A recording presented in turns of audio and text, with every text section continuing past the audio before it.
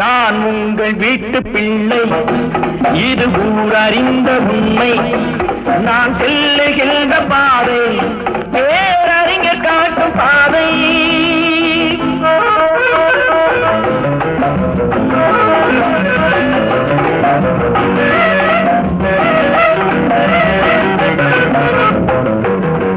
காலந்தோறும் பாடம் கூறும் மாறுதல் இங்கே தேவை.